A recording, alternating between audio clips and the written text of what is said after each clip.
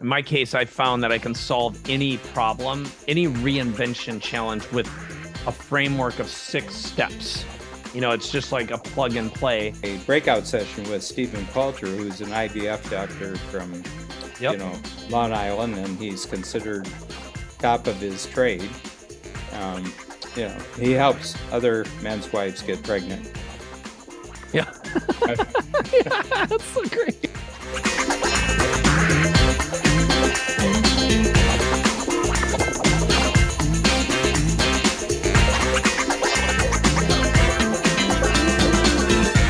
When I go back to what we started this out with a little while ago, you're making it real in their minds. And I didn't realize just how much of that mindset I use to model for your next act. In our 3-day we make it real and iterate it so you can launch it. And I have one really fascinating thing. So we created a new business for a guy, and within 3 days, he closed a $3 million deal with one of the largest and most well-known law firms in the world.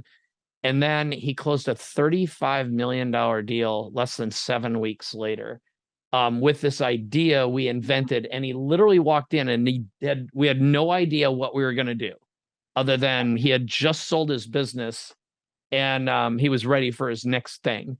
Mm-hmm. And he knew that if he didn't do his next thing, he'd go through, I call it the D.A.M.S. It's the D.A.M.D.S.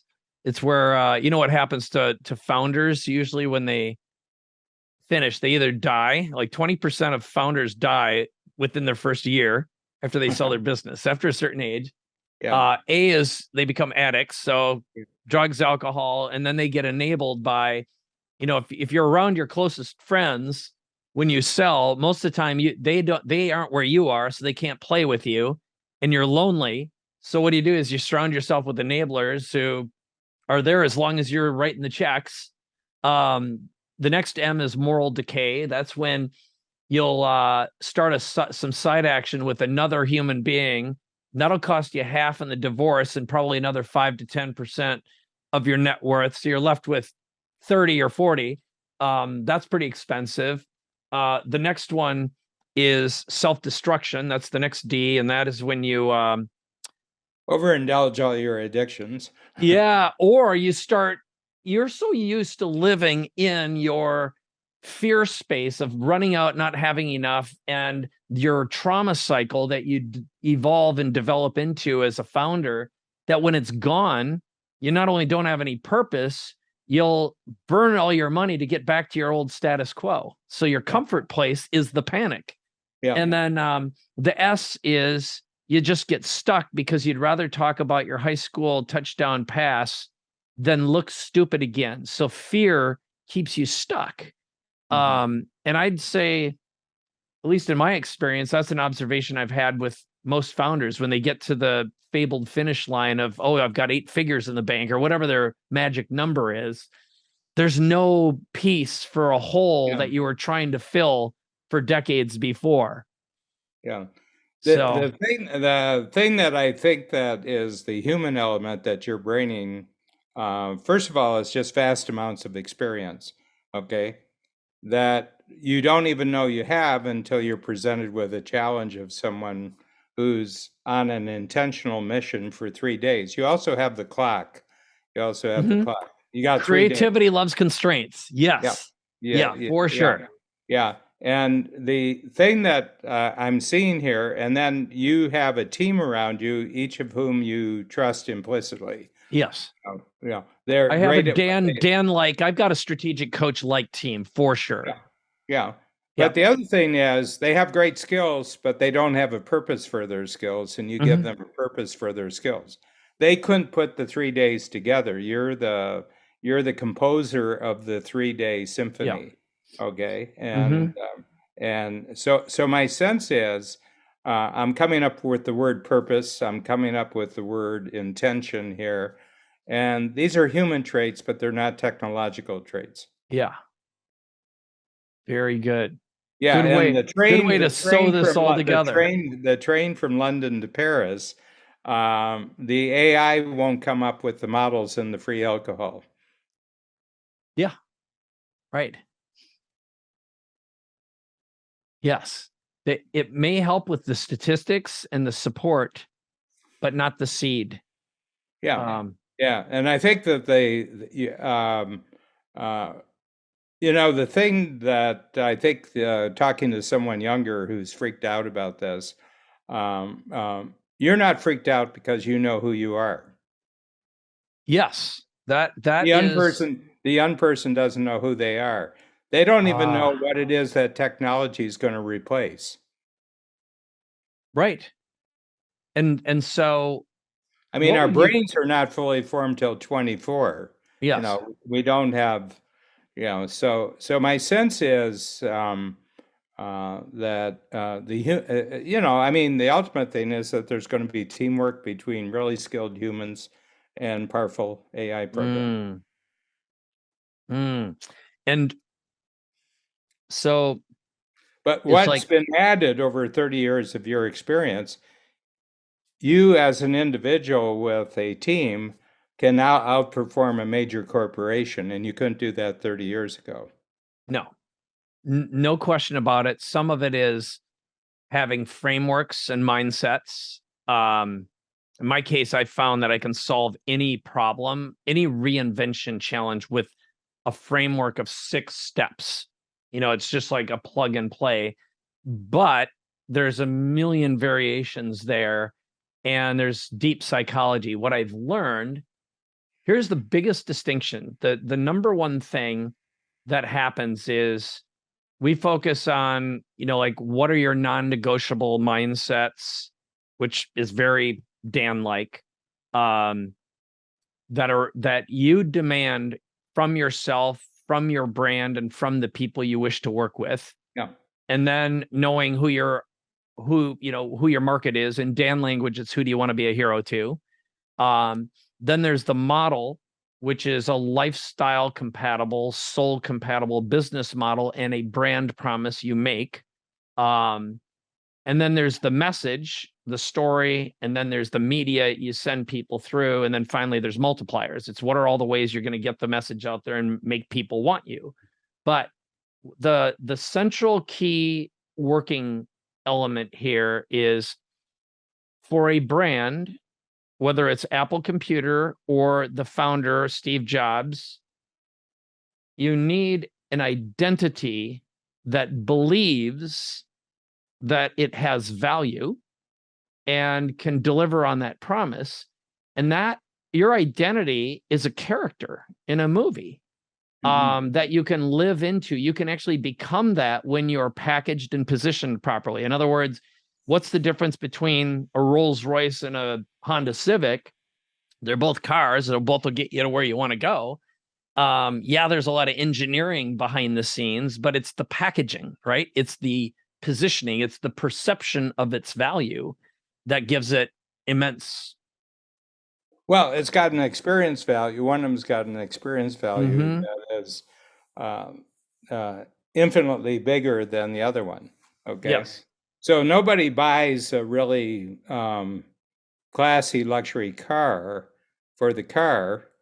They buy the experience of being seen driving around in that car. Yeah. Right. Yep. So that's the experience that you're selling. Yeah. Again, I look at it. We all live inside a hero's journey movie, and you're either Luke Skywalker or you're the wizard or the man in the forest, right? But you're Yoda or you're Luke. And are you going to be the hero, or are you going to make your customer the hero? And I think a great brand is the wizard. It's the Yoda. And Well, I think there's magic in what you do. In other words, all those intentional humans coming together in a time constraint environment, and they've got to produce a product in 3 days. That's magic. Yeah. But that's human magic. That's not technological magic. I mean, you're using technology wherever it's useful. Yeah. But I mean, I don't see any difference between AI in 2022 as complete electrification in 1890. Our entire workplace is completely electrified, Yes. you Yeah. know, and nobody has absolute advantage. They just have relative advantage. Yes. So it's Nobody else can do it in 3 days. To the best of my knowledge, everyone's coming in and their usual reaction is, I've been thinking about this for 3 years and I've never been able to communicate it and get results. Yeah. Or we got more done in 3 days than I could have possibly done with my whole team and all my outsourcers in 9 months. So that is true. I think one thing that you just said about electricity, it really is what capabilities are, but we're always upgrading our little operating systems. We're always upgrading our capabilities, and our willingness to install new operating systems multiplies our innovation capabilities. And that's where the value is. When I think about, like, what is Dan Sullivan, what is strategic coach, it's innovative tools that are constantly replicating, self-modifying, and making better. There's no doubt that who, not how, or the gap in the gain, or any other tool you have, if you look at something from 10 years ago, not all of them, but a lot of them, you see an evolutionary multiplier effect. But what I know after spending, knowing you as long as I have, spending as much time as I have in strategic coach, I carry around a Dan Sullivan operating system now. I try to make it better all the time, but it's like, not only what would Dan do, how can I use a tool to innovate my way out of this box? But back to your Luke Skywalker analogy, I think that the big change in our world is not that you're becoming a fictional character, but it's just the essence of Mike Koenigs amplified. I think what you've done is that you've gone through it, but to use the title of our podcast here, there was capabilities there, but the ability to amplify your capabilities compared to what you were able to do 25 years ago has changed remarkably. Yeah. Okay. And some of that is self-knowledge. And the other part is that there's technologies that if you've got something that you're sure about in yourself, you can amplify this out into the world. Yes. Yeah, I mean, we have a new free zoner, Mark LaChance, and he's probably got he's the 800-pound gorilla of TikTok in North America. Okay. And so he was sitting in a breakout session with Stephen Poulter, who's an IVF doctor from, Long Island, and he's considered top of his trade. He helps other men's wives get pregnant. Yeah. That's so great. He says sometimes five times before breakfast. Yeah. And so Mark was just telling him that TikTok, you just have to understand what the algorithms do. And he said, can I try it out? And there was a thing that came through on the internet from Joe Polish to Stephen, and it was something about getting pregnant, how it actually happens. And it was completely wrong. And so what Stephen did is that he just took an actual film that he made with an infrared camera of a sperm actually impregnating the egg. Yeah. Okay. And he had a little video and he showed it for about 20 seconds. And he said, I've been doing this for 25 years, 5 to 10 times a day for 25 years. And what I'm saying that this news on the internet is complete garbage. This is how it's actually done. And this is it. And it was like a 60-second TikTok. Yeah. It was one of the most explicitly sexual videos I've ever seen in my life. Really?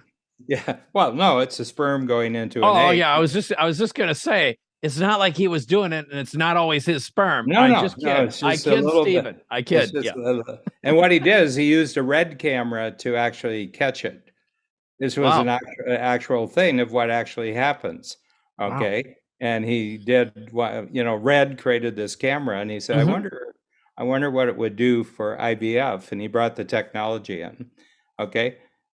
In 6 minutes, he had 20,000 responses. And now he's put out 3 or 4, and he's got a following now of 45 million on TikTok. You're kidding me. Holy cow. Yeah, he'll talk about it. Mark will be there on Monday, and Stephen will be there on Monday. Just talk about it. So I think it's actually you, Mike, amplified after 30 years of R&D. Mm. Mm. No, so me, strategic coach, is Dan amplified. Yeah. I have 16 other coaches. That's an amplification, and we've got a whole team that does a lot of things that I used to do on my own when I was a one-on-one coach. Okay. But I had the instinct back then that there was something really special here.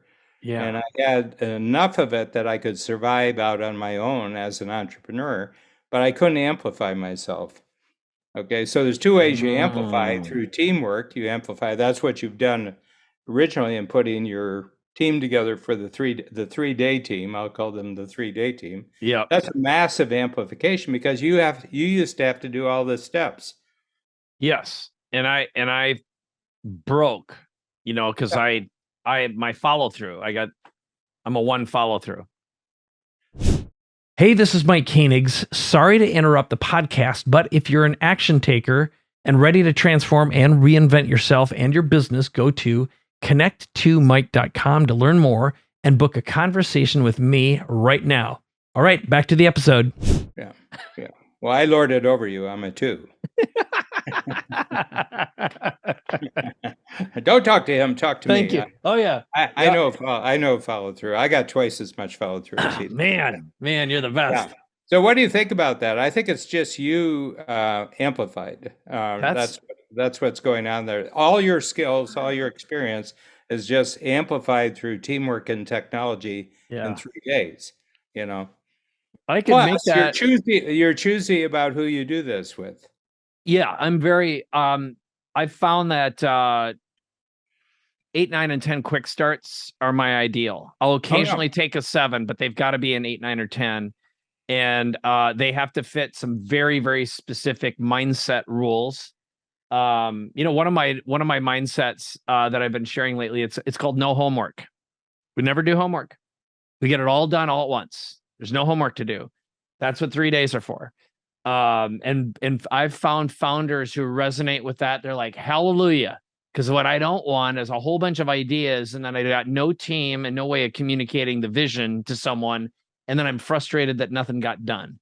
And then I have to fill in a 200 questionnaire online. We do it together. We talk about it. This is a dialogue. It's like is it Socrates, Socrates, sitting around having a dialogue. I think it was him. Yep. Yeah. Socratic. Yep. Socratic method. There you go. It's a conversation, and we have a dialogue. And then the way we prototype is by having a conversation. In the background, my team's actually making it. They're building all the decks and all the everything. And in fact, they're working with someone right now while I'm recording this with you. So I've got them on AI autopilot at the moment. But I'll run this. But the thing is that we don't have to go and become a fantasy character. We're just taking what's essential at the center. Yes. And anything that's not essential has moved into the skills of other people or technology, and that amplifies who you are. Yep. So I could get youamplified.com, by the way, what I was going to do for my next book. So I have Your Next Act, which so far it's kind of passing people like the title. I had my big signature book was going to be Reinvent You or You Reinvented, but maybe You Amplified would be a better brand. What do you think? Well, yeah, it's yours. It's yours. Okay.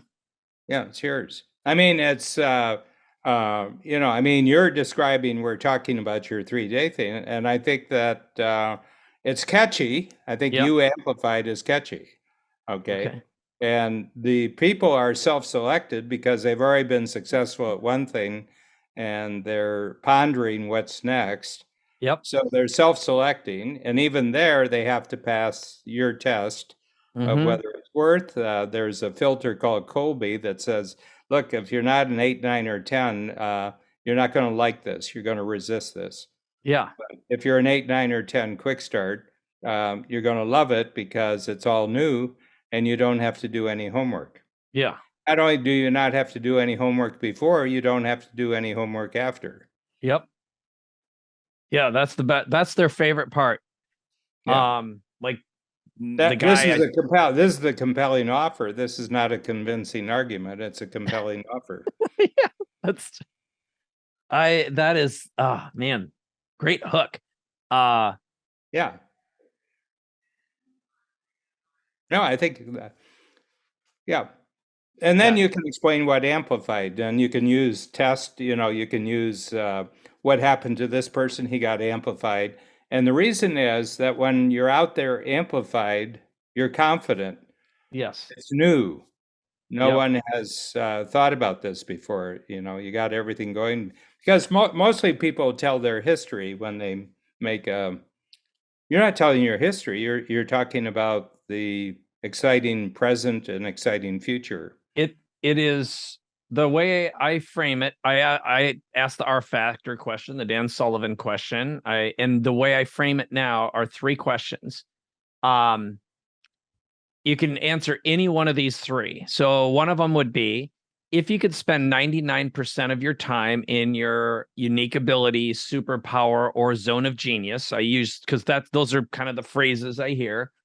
Or answer this question: what I really want to do is ... or the reason I'm doing what I'm doing is so that I can ... Answer any one of those 3. And what the whole business model, the You Amplified, is a business you'll love for the rest of your life that allows you to be 100% in your zone of genius or your unique ability. And that is a positive moving future.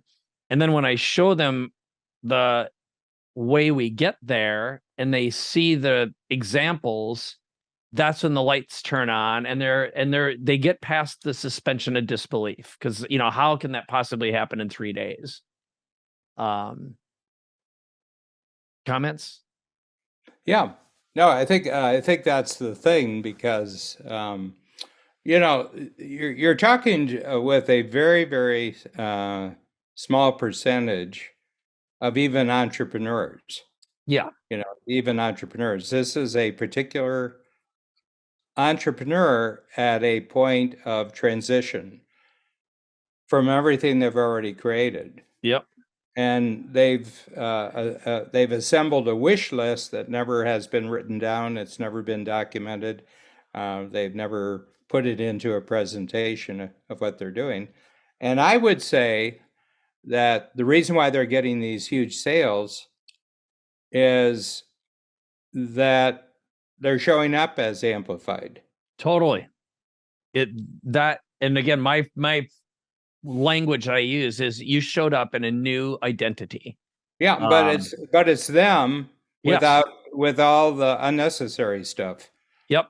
And when you've got a great name and a really good looking presentation deck, it's a logo, it's identity, it's you basically have a Rolls Royce sitting on top of a new mindset, and you don't have any doubt as to whether or not you can deliver on this promise because it's all about you. It is You Amplified. Damn, Dan, you branding machine, you. No, I was just thinking about you because I don't think you're becoming another character. You're just becoming who Mike really is. Yeah. But it's like what they say: movies are just like real life with all the boring parts left out. That's so true. That's so It's good. just Mike. It's just it's just Mike Koenigs showing up without all the stories why things didn't work. Yeah. Yeah. Yeah. You have a couple. Yeah. You have the moment of authentic bonding to get past that hump as to whether or not like or trust the character. But then, yeah, you get onto all the jizzy No, I bits. mean, you just see this in certain performers. I think my favorite over the last couple of years of watching YouTube videos is just Dave Chappelle, and Dave Chappelle just walks out on stage and, he just takes his time. He walks out and he says, Unbelievable. you know, um, you know, uh, uh, I want to tell a story about a famous Frenchman, Jesse Smollett. Yeah. Jesse Smollett. He said, I want to talk about this French, not only a famous actor, but a great, great Frenchman. It's and the audience just fell apart. They just fell apart. Well, who's got the guts to actually do that? It's so politically incorrect. Yeah. And the thing is that he knows where the line is of what he can get away with being politically incorrect. Yeah. But that's him. That's not him. That's not, he's done a lot of research about what you can get away with while being politically incorrect. It's just who he is. Absolutely. I say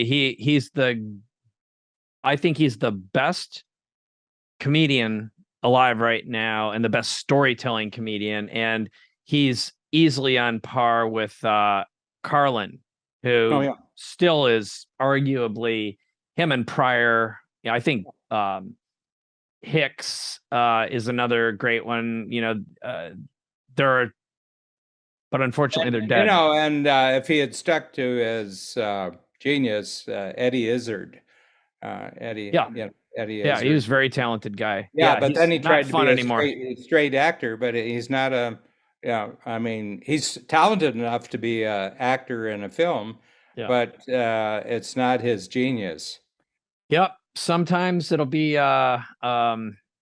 one costume change can ruin a brand. And that is he's an example of that. It's crazy.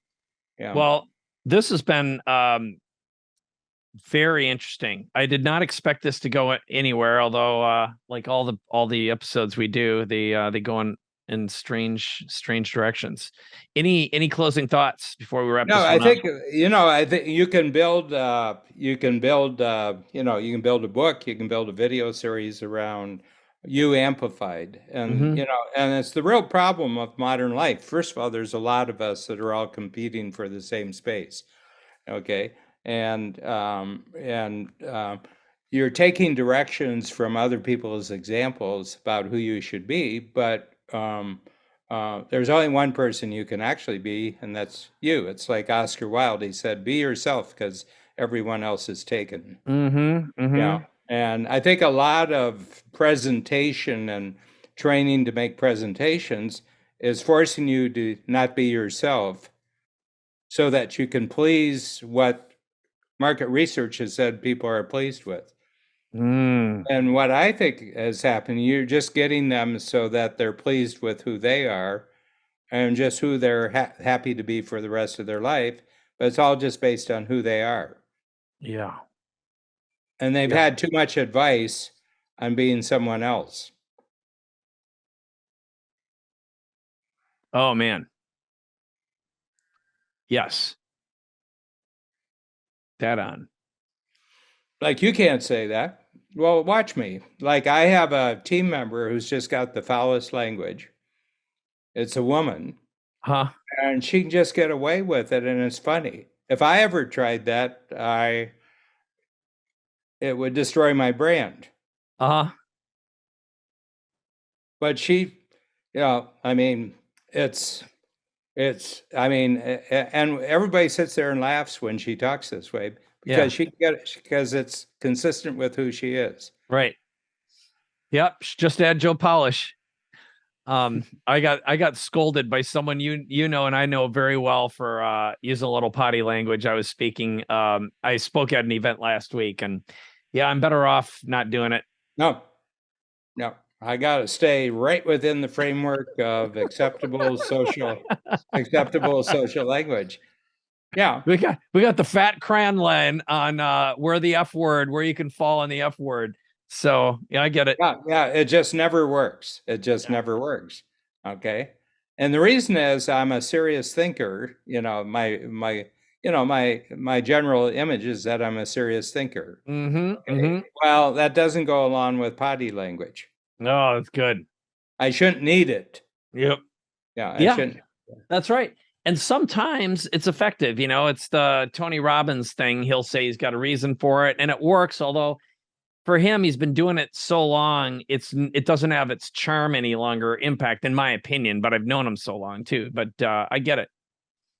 Yeah, yeah. So it's anyway. But I think this is huge, and it gets more and more interesting. And we'll talk. Yeah, in a further conversation. So I don't feel the need to scale this. However, I'd like to find a way to provide the model for more people because it's so transformative. Here's the thing. I haven't scaled. If you notice me right from the beginning, I haven't scaled. Yep. Okay. And the reason is I always want to go to a higher level of relationship, a higher level of purpose. I completely agree with that. It seems to me that a year from now, you'll be doing things at a much higher level of relationship and a higher level of purpose. And the word will spread. Yeah. And you're the buyer now, you're not the seller. Yes. It's been happening more and more where I'll walk in and someone will say, "Hey, someone told me I need to talk to you." And I had someone do that not long ago, and it was a very substantial deal. And he just said, "I'm all in for everything." So it wasn't a conversation about what the investment was. Yeah. They knew what the deliverable was, and they had seen evidence. And I've probably shown you this one before. This is like one of our best brands we created, Lifestyle Investor. And this guy, he's I can publicly say it because he says it public. When I met him, he had an 8-figure net worth. Now he has a 9-figure net worth in 3 years because the system works so well. And I know of people who've been through his programs who've quadrupled their own net worths. They doubled it and doubled it again within 2 years because he's just good, including some people in coach, So, and I reputation matters most, right? Referrals matter most. How do you create a conversation? That should be another episode we do. Well, the other thing is that you've got your hobby compound in Mexico that you want to spend time on. Yeah. And you don't want to get tied down to some scaling operation where you're spending most of your time in meetings with people you never wanted to meet. Yeah. So the rule, here's another rule, a mindset rule, which is if we're not making forward progress on a reinvention, or I guess a you amplify, then we don't do it. Yeah. I just say no to everything that isn't a creative expression. It looks like a repetition. Yeah.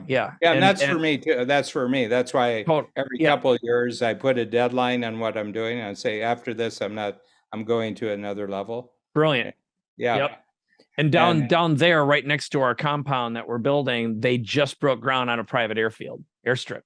Yep. So you get one of those little Verijets and you're all. One of those, a little Honda. That's exactly. No, this is a Verijet. That's the one. That's beautiful. That Peter has. Yeah. And it's neat. It's, it seats 4. It's got a pilot plus 4. Yep. And, it's about 600-mile range. Is that good for you? Let me see. I gotta look. Probably. Yeah. Probably. Yeah. I'll do the I can't remember, but I'll look. But yeah, is it only 600 miles? I thought it would went a little bit further than that. The ones we've had, that was, I did it last year from Boston to New York, and then I did it from Oakland to where I go for my clinic. It's California town. Yep. Yeah. And it says 800 miles. Is it 800? From me to there. Yeah. Yeah. Maybe. Yeah. Well, that's driving though. I'm sure if we flew, it's straight. Yeah, it's probably curvy enough. I can see. Yeah. I'm looking at the path right now. I'll do a little research. But yeah, that's the ticket. Yeah.